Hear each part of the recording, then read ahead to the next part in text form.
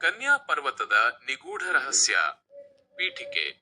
ಈ ಕಥೆಯನ್ನು ನಮಗೆ ಶ್ರೀ ರಾಘವಜಿ ಅವರು ಇಮೇಲ್ ಮೂಲಕ ಕಳುಹಿಸಿದ್ದಾರೆ. ಅವರ ಕೋರಿಕೆಯ ಮೇರೆಗೆ ಸರ್ನೇಮ್ ಮತ್ತು ವಿಳಾಸವನ್ನು ಗೌಪ್ಯವಾಗಿಡಲಾಗಿದೆ. ರಾಘವ ಅವರು ಮಧ್ಯಪ್ರದೇಶದ ಒಂದು ಸಣ್ಣ ಹಳ್ಳಿಯವರು. ಅಲ್ಲಿನ ಕಾಡಿನಲ್ಲಿರುವ ನಿಗೂಢ ಕನ್ಯಾ ಪರ್ವತದ ಬಗ್ಗೆ ಅವರು ವಿವರಿಸಿರುವ ಅನುಭವ ಮೈನವಿರೇಳಿಸುವಂತಿದೆ. ಗುರೂಜಿ ನಮಸ್ತೆ. ಈ ಇಮೇಲ್ ಮೂಲಕ ನಾನು ನಿಮಗೆ ನಮ್ಮ ಹಳ್ಳಿಯ ಹತ್ತಿರವಿರುವ, ಯಾರೂ ಸುಲಭವಾಗಿ ಭೇಟಿ ನೀಡದ ಆ ಭೀಕರ ಕಾಡು ಮತ್ತು ಅಲ್ಲಿನ ಕನ್ಯಾ ಪರ್ವತದ ಬಗ್ಗೆ ತಿಳಿಸಲು ಬಯಸುತ್ತೇನೆ. ಆ ಕಾಡಿನೊಳಗೆ ಇದುವರೆಗೆ 1000ಕ್ಕೂ ಹೆಚ್ಚು ಜನರು ಕಣ್ಮರೆಯಾಗಿದ್ದಾರೆ ಎಂಬುದು ಆ ಭಾಗದ ಜನರ ನಂಬಿಕೆ. ಆದರೆ ವಿಜ್ಞಾನದ ಯುಗದಲ್ಲಿ ಇಂತಹ ಮಾತುಗಳನ್ನು ನಂಬದ ಒಬ್ಬ ವ್ಯಕ್ತಿ ಅಲ್ಲಿಗೆ ಭೇಟಿ ನೀಡಿದ್ದ. ಆತನ ಹೆಸರು ಮಿಸ್ಟರ್ ಜಾರ್ಜ್. ಜಾರ್ಜ್ ಒಬ್ಬ ಹಠಮಾರಿ ವಿಜ್ಞಾನಿ. ಅವರಿಗೆ ಪ್ಯಾರಾನಾರ್ಮಲ್ ಶಕ್ತಿಗಳ ಮೇಲೆ ಕಿಂಚಿತ್ತೂ ನಂಬಿಕೆ ಇರಲಿಲ್ಲ. ಈ ಕಾಡಿನ ಬಗ್ಗೆ ಕೇಳಿದ ಜಾರ್ಜ್, ಜನರು ಸುಮ್ಮನೆ ಕಥೆ ಕಟ್ಟುತ್ತಿದ್ದಾರೆ, ಇದರ ಹಿಂದೆ ಯಾವುದೋ ನೈಸರ್ಗಿಕ ಕಾರಣವಿರಬೇಕು ಎಂದು ಸಂಶೋಧನೆಗೆ ಹೊರಟರು. ಮುಖಿಯ ಮತ್ತು ಜಾರ್ಜ್ ಭೇಟಿ. ಜಾರ್ಜ್ ನೇರವಾಗಿ ನಮ್ಮ ಹಳ್ಳಿಯ ಮುಖಿಯ, ಸರ್ಪಂಚ್ ಅವರ ಮನೆಗೆ ಹೋದರು. ಜಾರ್ಜ್: ಮುಖಿಯಜ್ಜಿ, 1000ಕ್ಕೂ ಹೆಚ್ಚು ಜನರು ನಾಪತ್ತೆಯಾಗಿದ್ದಾರೆ ಎಂದು ಹೇಳಲಾಗುವ ಆ ಕಾಡು ಎಲ್ಲಿದೆ? ನಾನು ಅಲ್ಲಿಗೆ ಹೋಗಬೇಕು. ಮುಖಿಯ ಸ್ವಲ್ಪ ಹೊತ್ತು ಮೌನವಾದರು. ಅವರ ಮುಖದಲ್ಲಿ ಆತಂಕ ಎದ್ದು ಕಾಣುತ್ತಿತ್ತು. ಸಾಹೇಬ್ರೆ, ಆ ಕಡೆ ತಲೆ ಹಾಕಬೇಡಿ. ಅದು ಮನುಷ್ಯರು ಹೋಗುವ ಜಾಗವಲ್ಲ ಎಂದರು ಮುಖಿಯ. ಆದರೆ ಜಾರ್ಜ್ ಬಿಡಲಿಲ್ಲ. ನನ್ನ ಹತ್ತಿರ ಸರ್ಕಾರದ ಅನುಮತಿ ಪತ್ರವಿದೆ. ನೀವು ನನಗೆ ದಾರಿ ತೋರಿಸದಿದ್ದರೆ ಪೊಲೀಸರು ಕ್ರಮ ಕೈಗೊಳ್ಳಬೇಕಾಗುತ್ತದೆ ಎಂದು ಬೆದರಿಕೆ ಹಾಕಿದರು. ಅನಿವಾರ್ಯವಾಗಿ ಮುಖಿಯ ಒಪ್ಪಿಕೊಂಡರು. ಮುಖಿಯ: ಸರಿ ಸಾಹೇಬ್ರೆ, ಅದು ಹಳ್ಳಿಯಿಂದ ಉತ್ತರ ದಿಕ್ಕಿನಲ್ಲಿದೆ. ಆದರೆ ನೆನಪಿಡಿ, ಆ ಕಾಡಿನೊಳಗೆ ಕಾಲಿಟ್ಟರೆ ಸಾಕು, ಪರಿಸರ ವಿಚಿತ್ರವಾಗಿ ವರ್ತಿಸಲು ಶುರು ಮಾಡುತ್ತದೆ. ದಾರಿ ತಪ್ಪುವುದು ಖಚಿತ. ಜಾರ್ಜ್ ನಗುತ್ತಾ: ನೀವು ಹಳ್ಳಿಯವರು ಪ್ರತಿಯೊಂದಕ್ಕೂ ಕಥೆ ಕಟ್ಟಿ ಜನರನ್ನು ಹೆದರಿಸುತ್ತೀರಿ. ನಾನು ಇವನ್ನೆಲ್ಲ ನಂಬುವುದಿಲ್ಲ. ಮುಖಿಯ: ಸರಿ ಸಾಹೇಬ್ರೆ, ನಿಮ್ಮ ಇಷ್ಟ. ಜಾಗ್ರತೆಯಾಗಿರಿ. ಜಾರ್ಜ್ ಅವರಿಗೆ ಕಾಡಿನ ದಾರಿ ತಿಳಿದ ಇಬ್ಬರು ಸ್ಥಳೀಯರ ಸಹಾಯ ಬೇಕಿತ್ತು. ಮೊದಲು ಯಾರೂ ಬರಲು ತಯಾರಿರಲಿಲ್ಲ. ಆದರೆ ಜಾರ್ಜ್ ಹಣದ ಆಮಿಷ ಒಡ್ಡಿದಾಗ ಮಹೇಶ್ ಸೇರಿದಂತೆ 3 ಗ್ರಾಮಸ್ಥರು ಬರಲು ಒಪ್ಪಿಕೊಂಡರು. ಆದರೆ ಅವರು ಒಂದು ಷರತ್ತು ಹಾಕಿದರು: ಸಂಜೆ 6 ಗಂಟೆಯೊಳಗೆ ನಾವು ಕಾಡಿನಿಂದ ಹೊರಬರಬೇಕು. ಜಾರ್ಜ್ ಅದಕ್ಕೆ ಸಮ್ಮತಿಸಿದರು. ಕಾಡಿನೊಳಗೆ ಪ್ರವೇಶ ಮತ್ತು ವಿಚಿತ್ರ ವಿದ್ಯಮಾನಗಳು.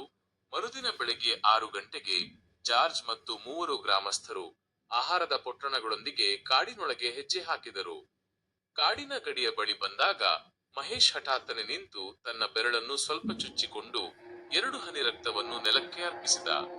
ಜಾರ್ಜ್ ಇದನ್ನ ನೋಡಿ ಗೇಲಿ ಮಾಡಿದರು. ಆಗ ಮಹೇಶ್ ಗಂಭೀರವಾಗಿ ಹೇಳಿದ: ಸಾಹೇಬ್ರೆ, ಇದು ಇಲ್ಲಿನ ಪದ್ಧತಿ.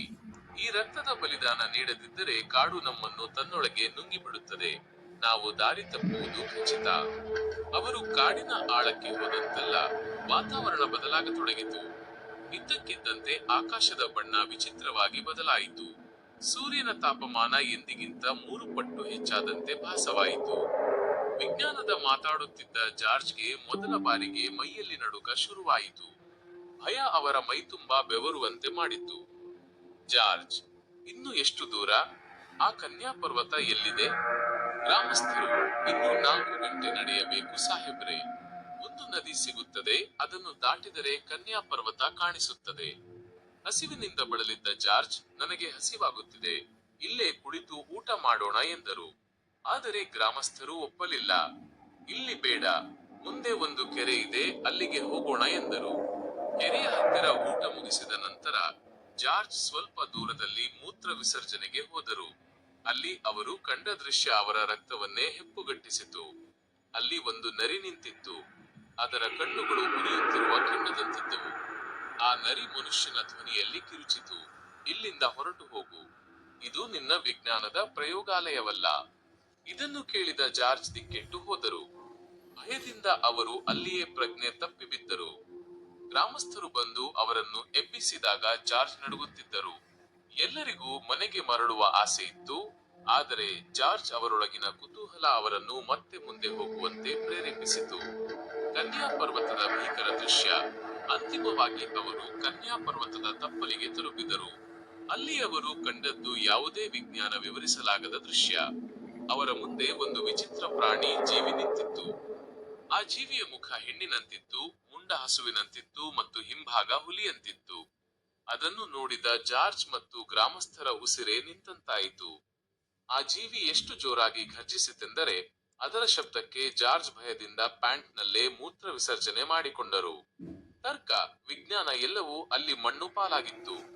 ಪ್ರಾಣ ಉಳಿಸಿಕೊಳ್ಳಲು ಎಲ್ಲರೂ ಕಾಡಿನ ಹೊರಗಿನ ದಿಕ್ಕಿಗೆ ಪ್ರಾಣಭಯದಿಂದ ಓಡತೊಡಗಿದರು. ಉಪಸಂಹಾರ, ಅಂದು ಸಂಜೆ ಗ್ರಾಮಸ್ಥರು ಈ ನಾಲ್ವರನ್ನು ಹಳ್ಳಿಯ ನದಿಯ ಹತ್ತಿರ ಪ್ರಜ್ಞಾಹೀನ ಸ್ಥಿತಿಯಲ್ಲಿ ಪತ್ತೆ ಮಾಡಿದರು. ಅವರನ್ನು ಸುರಕ್ಷಿತವಾಗಿ ಹಳ್ಳಿಗೆ ಕರೆತಂದು ಉಪಚರಿಸಲಾಯಿತು. ಚೇತರಿಸಿಕೊಂಡ ನಂತರ ಎಲ್ಲರೂ ಹೇಳಿದ್ದು ಒಂದೇ ಮಾತು, ಆ ವಿಚಿತ್ರ ರೂಪದ ಪ್ರಾಣಿಯ ಬಗ್ಗೆ